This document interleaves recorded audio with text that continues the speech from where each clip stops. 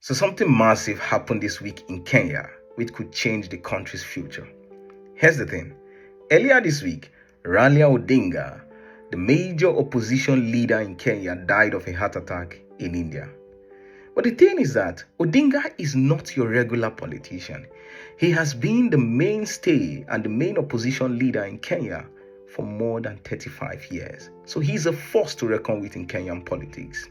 In fact, between the late 1980s and early 1990s, he was jailed for around 6 years, jailed and tortured, simply because he was asking for multi-party democracy to become the mainstay in Kenyan politics, which eventually happened. And once that happened, he created his political party and then ran for election as president of Kenya 5 times, but lost every single time, and the latest being 2022.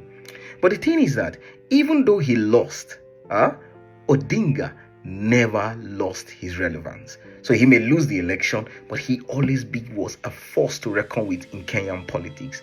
And people reckoned with him because last year, you can imagine, there was a massive protest in Kenya because of the taxes that the government were about to introduce. And because of that, the government was on the edge. And Odinga came into the scene, created like a broad-based government, a sort of a coalition with the present government for things to be stable.